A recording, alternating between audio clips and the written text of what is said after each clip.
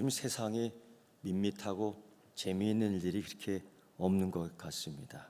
그래서 사실은 사람들이 재미있는 일들을 많이 찾는데 그 중에 대표적인 것들이 싸움 구경하는 겁니다. 정당 가운데서도 여당 야당 싸우는 거 구경하고, 동네에서도 술 먹고 심야에 싸우는데 멀찌감치 구경하면서 그런 생각 해보지 않았어요? 이겨라 이겨라, 뭐 이런 응원 메시지 그렇게 하는 사람도 있더라고요. 오늘 우리가 읽은 이 본문은 예수님께서 예루살렘 성에 들어가 그 유대 종교 지도자들에게 두 번째의 비유 말씀을 해주는 건데, 그것이 그냥 이렇게 이야기 설명해 주는 것이 아니라 굉장히 논쟁이 오가고, 주먹 다짐은 않지만은 그 종교 지도자들의 그 기분 마음은 이걸 잡아서 죽여버려야 되는데 이 사람들이 보니까 그걸 못하는 거예요. 이런 상황 속에서 예수님하고 싸움이 벌어진 겁니다. 예루살렘 주민들이 지켜보고 있고, 정말 자기들이 만든 제도로 이 사람들을 좌우지할 수 있는 권력을 가지고 있는 종교 지도자들, 그리고 예수님 사이에 이렇게 긴장이, 아니 싸움이 벌어지고 있는 거예요. 그런데 그때 제자들은 뭘 하고 있었을까요? 그런데 그때 호산나 호산나 하면서 외쳤던 사람들은 뭘 하고 있었을까요? 그들은 이 싸움에 등장하지가 않아요. 그저 이 종교 지도자들과 예수님과의 극렬한 싸움 속에 이들은 파묻혀 있어요. 보면은 구경하고 있는 것 같습니다. 이런 모습을 본 예수님 부활 승천 이후 예수님의 그 젖동생인 유다가 이런 얘기를 해요. 이 영적 전쟁에 있어서 우리는 구경만 해서는 안 된다. 그래서 이렇게 얘기하죠. 성도에게 단번에 주신 믿음의 도를 위하여 힘써 싸우라. 이런 얘기를 해요. 구경꾼이 되지 말아라 라는 거죠. 우리 또한 이 시대에 살면서 영적 싸움이라는 실제적인 상황에 항상 접할 텐데, 구경꾼이 아니라 믿음을 위하여, 단번에 주신 이 믿음을 위하여 참여하는 영적 전사가 되기를 축원합니다. 예수님께서는 이 예루살렘 성에 올라가서 어떻게 하셨냐면요, 예루살렘 성전 뜰에서 환치기 하는 자들, 성전의 돈과 세상의 돈을 바꿔치기 하면서 얻어지는 그 유익, 상당한 그 자릿세를 냈을 거예요. 그리고 성전 제사를 드릴 때 다른 어떤 것보다도 전매 특허를 맡은 그 동물들을 대주는 그 가축업자들, 그들이 여기에 쫙 있었거든요. 그러니까 성전이 얼마나 돈 냄새로, 부정한 돈 냄새로, 그 뒷거리에 있는 이런 것들로 얼마나 더러워졌겠어요. 그걸 예수님이 다 엎어버립니다. 그러니까 난리가 난 거죠. 예수님이 그런 말씀 하셨는데 기억나십니까? 누군가 너를 향해서 도와달라 하고 오리를 가자 하면은 10리를 가고요. 누구든지 너를 좀 증오하고 미워해서 혹 한 뺨을 떼면 다른 뺨을 돌려대라고요. 그런 말씀 들어본 적 있어요? 있어요? 예. 근데요, 예수님이 이번만큼은 그렇게 안 하더라고요. 이번만큼은 그들에게 할 말을 다 해요. 첫 번째 비유 이야기가 그 두 아들의 이야기요. 거기서 이 욱박지르는 그 종교 지도자들 있잖아요. 대제사장들, 장로들, 바리새인들, 사두개인들, 율법학자들, 이런 사람들, 그런 사람들 아주 보기 좋게 입 다물게 해버립니다. 그들 마음속에 아우 저걸 어떻게 죽일까 맨날 부들부들 떠는데, 그 나머지 그 군중들이 두려운 거예요. 하나님을 두려워하지 아니하고 하나님을 경외하지 않고 그저 사람들이 무서우니까 피하는 거예요. 어쨌든 예수님께서 이 첫 번째 공개 토론에서, 첫 번째 싸움에서 승리했습니다. 그럼 생각에 지금은 분위기가 좀 살벌하니까 여기서 끝내면 좋겠는데 예수님이 곧이어 두 번째 비유 말씀을 하신 거예요. 그게 오늘 이 말씀입니다. 비유 말씀이에요. 그러니까 우리가 알기로는 포도원의 비유 이야기, 조금 더 자세하게 악한 농부들의 이야기, 그런데 본질적으로 이것은 사명자들의 이야기예요. 사명받은 사람이 어떻게 해야 되느냐를 예수님께서 이야기해 주는 겁니다. 예수님은 한데 얻어맞은 그 종교 지도자들에 대해서 그냥 놔두지 않고 또 이 말씀을 하시는데, 사실 이 포도원 밭의 이야기, 농부 이야기 이런 것들은 성경에 많이 나와 있죠. 달란트 비유 이야기도 비슷한 거고요. 네 가지 마음 밭의 종류 이야기도 그런 종류의 이야기고요. 겨자씨 뿌리는 이야기도 다 연결되어 있어요. 근데 이 이야기는, 이런 이야기들이 예수님 말씀에서 독창적으로 나온 것이 아니라 구약 말씀에 이미 다 나와 있는 말씀이에요. 오늘 이 포도밭의 이야기도 이사야 선지자가 얘기한, 하나님께서 이사야 선지자에게 해주신 이야기 속에 묻어 있어요. 하나님께서 이사야에게 이런 얘기했죠. 땅에 있는 돌을 파헤쳐 그 돌들을 다 제거하고 극상품 포도나무를 심었는데 그 중에 망대를 세우고 안에 술투를 파고 좋은 포도를 맺기를 바랬는데 들포도를 맺었다는 거예요. 하나님은 이사야 선지자에게 그 이스라엘 향한 상태의 말씀을 전해줬어요. 그들이 이걸 모를 리 없어요. 유대인들이 이 예수님의 말씀을 들었을 때 퍼뜩 그 이사야의 말씀을 연상해야 되는 것이 정상이에요. 그런데 그게 나와 관계 있다는 것을 모르는 거죠. 실제적으로 예수님께서 비유 말씀을 참 많이 해주셨는데 이 비유 말씀은 대부분 설명적 말씀입니다. 그걸 깨닫게 해주는 말씀들이에요. 그래서 듣고 난 후 예수님이 이것은 이런 뜻이니 하면서 설명을 해주는데 그때서야 이 비유 말씀을 듣고 끄덕끄덕하는 거예요. 아, 그렇구나. 근데 오늘 이 말씀은 설명적 말씀이기도 하지만은 심판적 선언 말씀이에요. 이거는요 굉장히 사실 소름 끼치는 말씀입니다. 예수님이 예루살렘 성전에서 두 번째 하신 이 비유 말씀을 보면은 마찬가지로 이사야서 5장 7절에 나오는 말씀처럼 포도원 주인이 산 울타리를 다 쳤습니다. 새롭게 개간하는데, 그리고 포도 주 따는 틀을 만들었습니다. 그리고 망대도 지었습니다.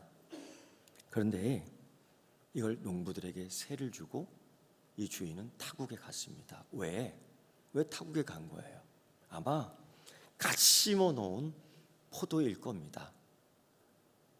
농사 짓는 분들 알고 계시지만은 심어 놓고 금방 열매가 나오는 게 아니죠. 대부분 3년은 기다리더라고요.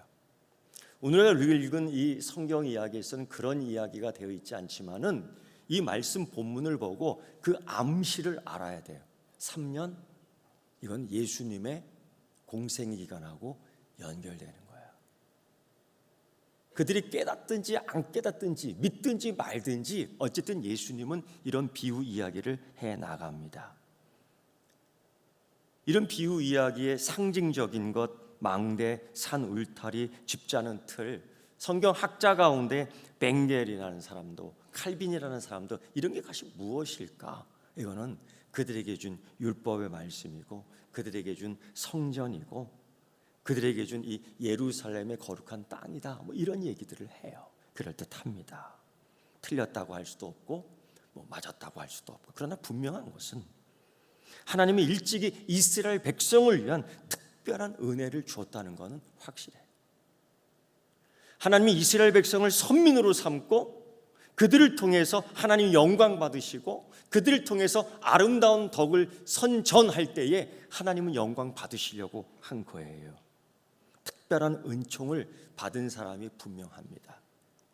여러분, 특별한 은혜를 받은 사람이 분명합니다. 그런데 그와 마찬가지로 특별한 사명도 있어요. 지금 그 얘기를 예수님이 하시는 거예요. 여러분, 특별한 은총을 받았습니까? 그럼 특별한 사명도 받은 거예요. 우리가 앞으로 이런 얘기를 해야 될 겁니다.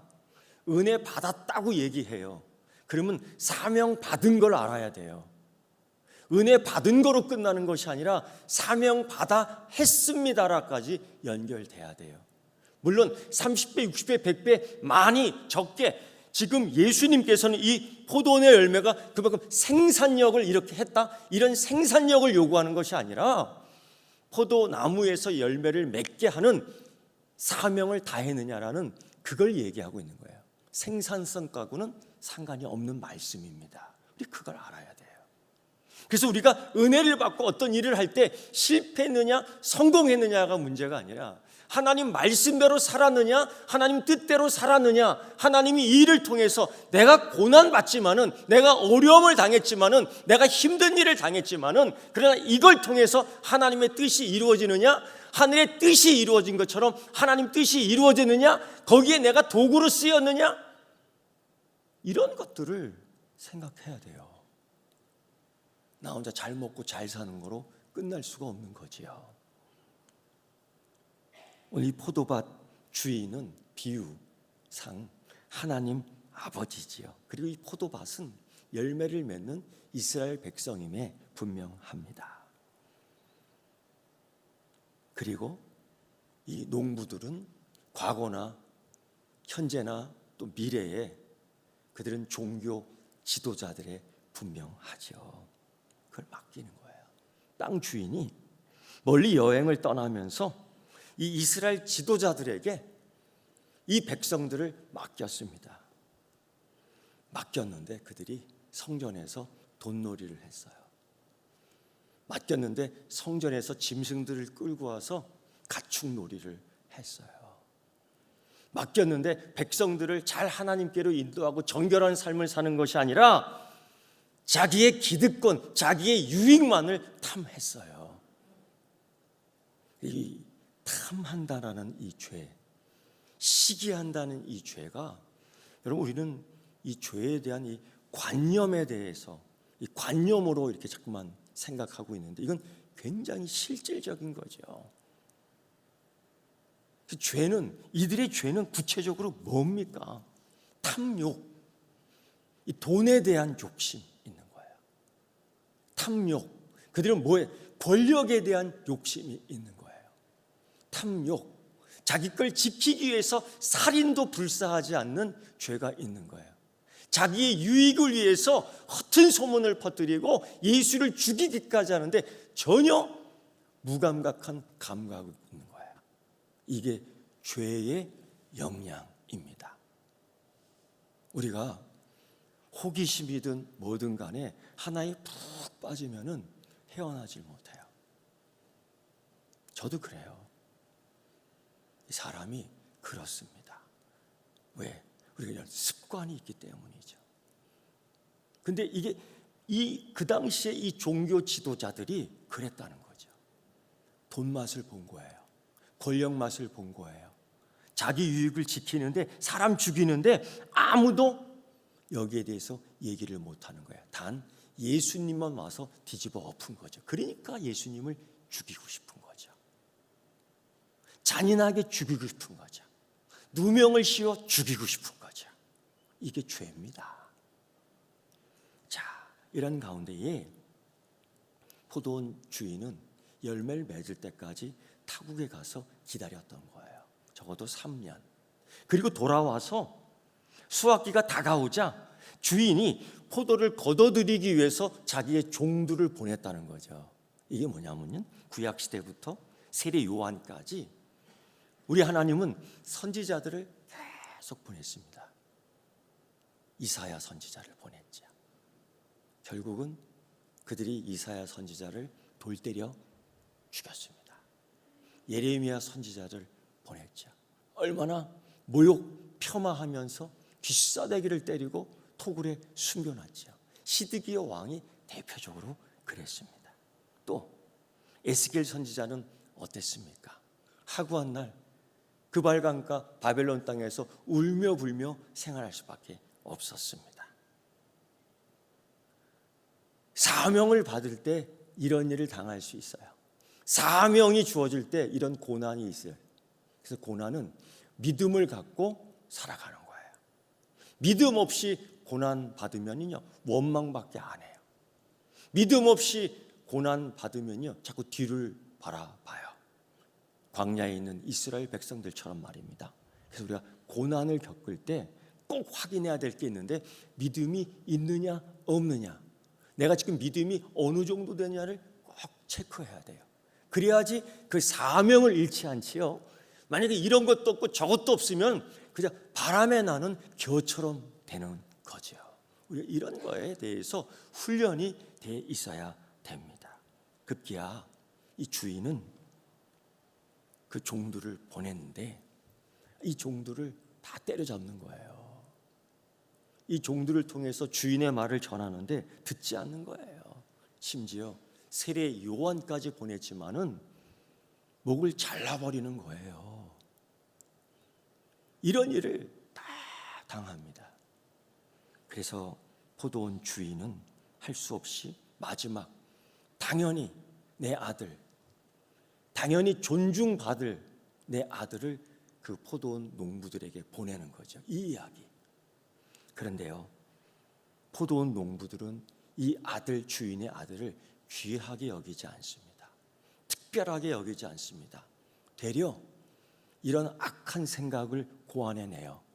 이 아들이 온 것은, 이 아들을 보낸 것은 이 주인이 죽은 것 같다, 이런 생각을 해내요. 그리고 결정한 게 뭐냐면요, 우리가 지금까지 이 포도원을 운영하고 경영하며 이만큼 살렸는데 점유권이 우리에게 있는 거예요. 그래서 이 상속자를 죽이면 이 땅은 우리께 될 수 있다라는 악한 생각을 합니다. 그래서 실행에 옮기는데 이 아들을 때려잡아 죽여요. 어디 가서? 포도원 밖으로 끌어가서 포도원과 전혀 상관이 없는 사람으로 때려잡아 죽여요. 이 모의를 합니다. 이건 예수님이 비유하신 말씀이에요. 좀 잔인한 비유 이야기입니다. 근데 들어보면 예수님이 그렇잖아요. 예수님이 예루살렘 성 밖에서 매달려 죽습니다. 맞아 죽습니다. 찔려 죽습니다. 때려 잡습니다. 침뱉금 모욕을 받아 죽습니다. 피 말려 죽습니다. 예수님의 죽음의 현장의 모습이 그런 거예요. 대낮에 죽기 때문에 얼굴이 새까맣게 타 죽습니다. 결코 아름다운 모습으로 죽지 않아요, 예수님은요. 이렇게 말씀하신 후에 예수님이 청중에게, 예수님이 그 모여있는 대제사장과 서기관과 바리새인과 장로와 그 예루살렘 주민들에게 얘기하는 거예요. 이렇게 얘기해요. 그러면 포도원 주인이 와서 어떻게 하겠느냐 물어보는 거죠.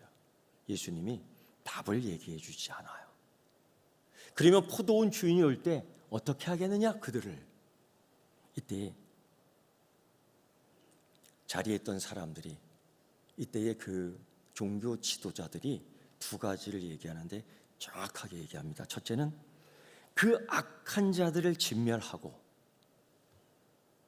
두 번째는요, 그 농부들은 충실하게 땅을 경작하고 주인에게 정당한 대가를 지불할 다른 사람들로 대체되어야 합니다라는 두 가지 제안을 합니다. 어때요?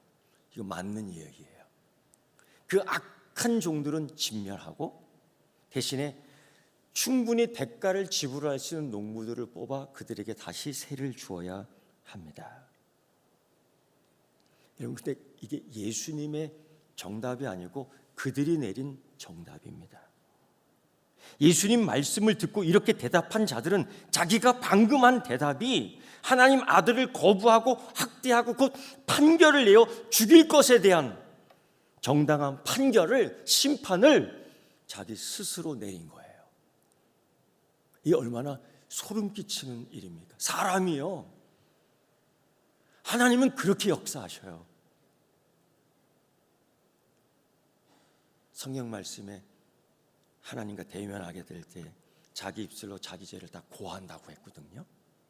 오늘 이러한 일들이 예수님 앞에, 메시아 앞에, 그리스도 앞에, 하나님 아들 앞에 살아있는 자들이 자기 입으로 자기의 심판을 고하고 있는 거예요.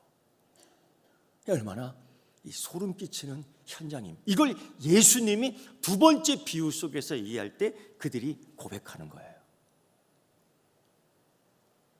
그렇게 얘기할 때에, 그렇게 얘기하면서도 문제는 그것이 자기들의 이야기인지를 깨닫지 못하는 거예요.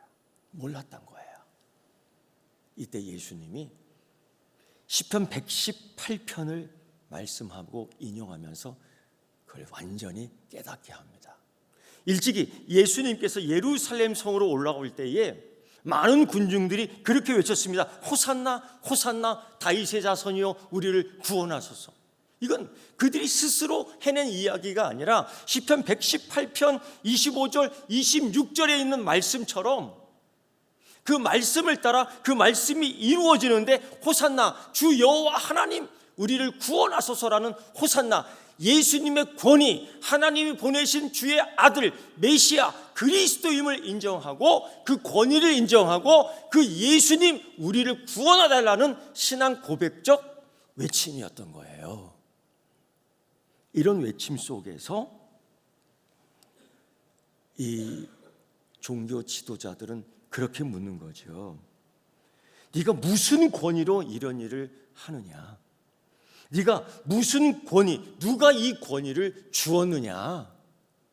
이 얘기하고 있는 거예요. 그들은 호산나라고 부르는데 이 종교 지도자들은 예수님에 대하여 호산나라고 부르지 않아요. 그때에 이런 질문을 하는 그 종교 지도자들에게 나도 너희에게 무슨 권위로 이 일을 하는지 알리지 않겠다라고 얘기하는 거예요. 이 관계 속에서 두 번째 비유에서는 말씀하시는 거예요. 내가 누구의 권위로 얘기하는지. 이미 그 권위를 인정하며 그 사명, 외치는 사명은 백성들이 하고 있어요. 그런데 이 종교 지도자들은 나는 알지 못한다라고 내빼면서 부정하면서 그 사명 감당하지 않고 있거든요.